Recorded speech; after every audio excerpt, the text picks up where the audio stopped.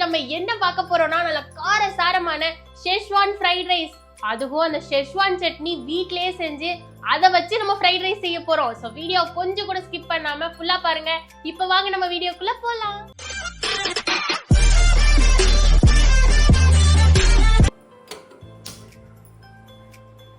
Schezwan fried rice செய்யறதுக்கு first நம்மளுக்கு schezwan chutney வேணும். அதை இப்போ நம்ம ரெடி பண்ணிக்கலாம். அதுக்கு பேன்ல தேவையான அளவு தண்ணி சேர்த்துக்கோங்க. இதோட ஒரு 10 வரமிளகாய் சேர்த்துக்கோங்க. உங்க காரத்துக்கு ஏற்ப நீங்க கூட்டவோ குறைக்கவோ செஞ்சுக்கலாம். 10 வரமிளகாக்கு ஒரு பெரிய சைஸ் தக்காளி எடுத்து அதோட பேக் சைட்ல இந்த மாதிரி கிராஸா வெட்டிக்கோங்க. ரொம்ப ஆழமா வெட்டிடக்கூடாது, பாதியா தான் இருக்கணும். இது எதுக்கு நம்ம இப்படி வெட்டுறோம்னா அப்பதான் வெந்து வந்ததுக்கு அப்புறமா அதோட ஸ்கின்லாம் பீல் பண்ணி எடுக்க முடியும்.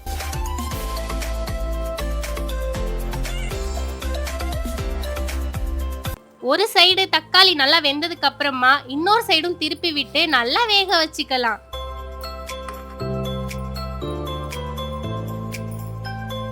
தக்காளி ரொம்ப நேரம் வேகணும்னு இல்ல, தோல் எடுக்கிற அளவுக்கு வெந்தா போதும்.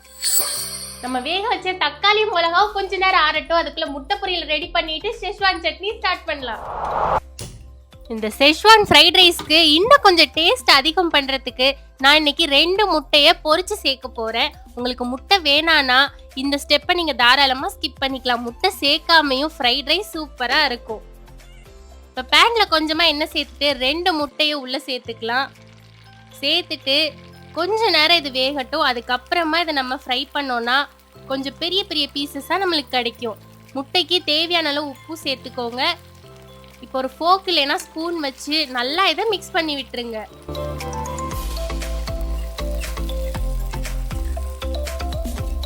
ரொம்ப நேரம் போட்டு பொரிக்க வேணாம், கொஞ்சம் சாஃப்டா தான் இருக்கணும்.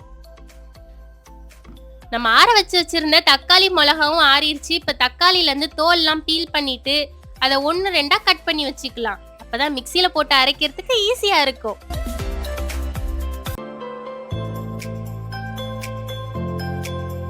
ரொம்ப பொடி பொடியா கட் பண்ணணும் இல்ல, சும்மா 1-2 கட் பண்ணாலே போதும்.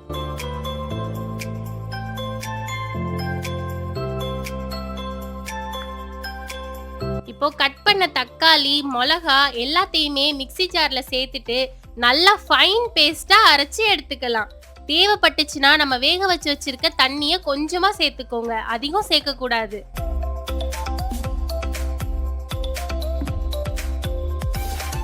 பாருங்க, இந்த அளவுக்கு நல்லா ஃபைனா அரைச்சிருக்கணும். இப்போ நம்ம இந்த சட்னியை வேக வச்சுக்கலாம். அதுக்கு கடாயில ஒரு 2-3 டேபிள் ஸ்பூன் எண்ணெய் சேர்த்துக்கோங்க. இந்த சட்னிக்கு எண்ணெய் கொஞ்சம் அதிகமா தான் இருக்கணும், அப்பதான் டேஸ்ட் நல்லா இருக்கும். இப்போ பொடி பொடியா கட் பண்ணி வச்சிருக்க 1 டேபிள் ஸ்பூன் பூண்டு சேர்த்துட்டு லைட்டா கோல்டன் ப்ரௌன் ஆகுற வரைக்கும் மட்டும் ஃப்ரை பண்ணிக்கோங்க.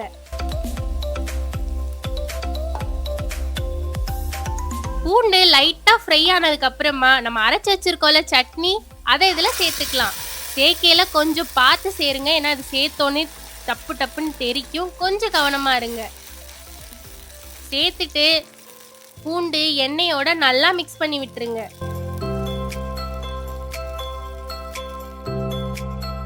இப்ப பார்க்க சட்னி கொஞ்சம் தண்ணியா இருக்க மாதிரி இருக்கும். நம்ம சேர்த்திருக்க சட்னில இருந்து எண்ணெய் எல்லாம் பிரிஞ்சு தண்ணிலாம் வத்தி நல்லா திக்காகிற வரைக்கும் இதை நம்ம குக் பண்ணணும். பாருங்க, நம்ம சேர்த்திருந்த தண்ணிலாம் வத்தி எண்ணெய்லாம் பிரிஞ்சு கொஞ்சம் கெட்டி ஆயிடுச்சுல, இந்த மாதிரி நல்லா குக் பண்ணாதான் மிளகாவோட பச்சை வாசனை எல்லாம் போகும். இப்போ இதுல 1 டீஸ்பூன் அளவு லெமன் ஜூஸ் சேர்த்துக்கலாம். யூஸ்வலா இந்த சட்னிக்கு வினிகர் தான் சேர்ப்பாங்க. வினிகர் எல்லார் வீட்லயும் யூஸ்வலா இருக்காது இல்லையா, அதனால நம்ம லெமன் ஜூஸ் சேர்த்துக்கிறோம். உங்கள்கிட்ட வினிகர் இருக்குனாலும் நீங்க 1 டீஸ்பூன் சேர்த்துக்கலாம். லெமன் ஜூஸ் சேர்த்துட்டு நல்லா மிக்ஸ் பண்ணி விட்டதுக்கு அப்புறமா இதுக்கு தேவையான அளவு உப்பு சேர்த்துக்கோங்க. காரத்தை பேலன்ஸ் பண்றதுக்கு ஒரு 1/4 டீஸ்பூன் சர்க்கரை சேர்த்துட்டு நல்லா மிக்ஸ் பண்ணி விட்டுருங்க.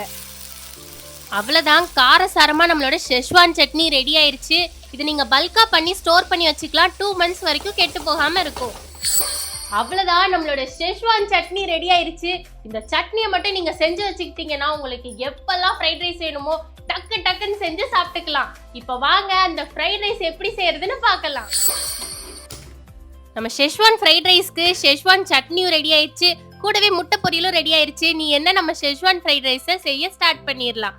அதுக்கு பேன்ல 2 டேபிள் ஸ்பூன் எண்ணெய் சேர்த்துக்கோங்க. எண்ணெய் நல்லா காஞ்சோனே நல்லா பொடி பொடியா கட் பண்ண 1 டேபிள் ஸ்பூன் பூண்டு, குட்டி குட்டியா கட் பண்ண 1/2 டேபிள் ஸ்பூன் இஞ்சி சேர்த்து நல்லா எண்ணெயில ரோஸ்ட் பண்ணிக்கோங்க. ரெண்டும் எண்ணெயில நல்லா கோல்டன் ப்ரௌன் ஆனதுக்கு அப்புறமா ஒரு பெரிய சைஸ் வெங்காயத்தை நல்லா குட்டி குட்டியா கட் பண்ணி இதோட சேர்த்து நல்லா வதக்கி விட்டுருங்க. வெங்காயம் ஃப்ரைட் ரைஸ்க்கு ரொம்ப சாஃப்டா வதங்கணும்னு இல்லை, லைட்டா மட்டும் வதங்கினா போதும். ஏன்னா ஃப்ரைட் ரைஸ் சாப்பிட்டே லிட்டில் அந்த கிரன்ச்சினஸ் இருந்தா நல்லா இருக்கும். வெங்காயம் நல்லா சாஃப்ட் ஆனதுக்கு அப்புறமா இதுல நம்ம நல்லா கலர்ஃபுல்லா இருக்கிறதுக்கு காய்கறிலாம் சேர்த்துக்கலாம். ஒரு 1/2 கப் அளவு முட்டைக்கோஸ், குட்டி குட்டியா நறுக்கின 1/2 கப் பீன்ஸ், குட்டி குட்டியா நறுக்கின 1/2 கப் அளவு கேரட், ஒரு குடைமிளகாயில பாதி குட்டி குட்டியா கட் பண்ணி சேர்த்துட்டு நல்லா வதக்கி விட்டுருங்க. காயெல்லாம் சேர்த்ததுக்கு அப்புறமா மீடியம் டு ஹை ஃப்ளேம்லேயே வச்சு நல்லா வதக்கிக்கோங்க. ஏன்னா இது அந்த லிட்டில் கிரன்ச்சினஸோட இருக்கணும், ரொம்ப சாஃப்டா குக் ஆயிடக்கூடாது.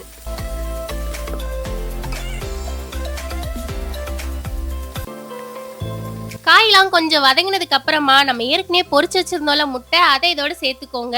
இன்னும் கொஞ்சம் ஃப்ளேவர் கொடுக்கறதுக்கு 1/2 டீஸ்பூன் பெப்பர் பவுடர், தேவையான அளவு உப்பு சேர்த்துட்டு இதோட ஒரு 1 டேபிள் ஸ்பூன் அளவு சோயா சாஸ் சேர்த்துக்கலாம். சோயா சாஸ் ஆப்ஷனல் தான், உங்களுக்கு வேணான்னா கூட நீங்க ஸ்கிப் பண்ணிக்கலாம். ஆனால் சேர்த்தா இன்னுமே டேஸ்ட் நல்லா இருக்கும். சோயா சாஸும் சேர்த்துட்டு நல்லா காயோட மிக்ஸ் பண்ணி விட்டுருங்க. இப்போ நம்மளோட ஹீரோவான செஸ்வான் சட்னியை இதில் சேர்த்துக்கலாம். நான் செஞ்சிருக்கிறதுல ஃபர்ஸ்ட் ஒரு பாதி அளவு தான் சேர்த்து மிக்ஸ் பண்ணிக்கிறேன். அப்புறம் வேணும்னா நம்ம எக்ஸ்ட்ராவா சேர்த்துக்கலாம். சேர்த்துட்டு காயோட அந்த சட்னியை நல்லா வதக்கி விட்டுருங்க. சட்னி நல்லா மிக்ஸ் பண்ணதுக்கு அப்புறமா 1/2 கப் அளவு சாப்பாடை நான் நல்லா குக் பண்ணி எடுத்திருக்கேன். அதை இதோட சேர்த்து நல்லா காய் மசாலாலாம் ஒரு சேர நல்லா மிக்ஸ் பண்ணி விட்டுடலாம். நீங்கள் சாப்பாடு வடிக்கையில் 1 டீஸ்பூன் எண்ணெய் சேர்த்து வடிச்சுக்கோங்க. அப்போ உங்களுக்கு சாப்பாடு நல்லா உதிரி உதிரியாக கிடைக்கும்.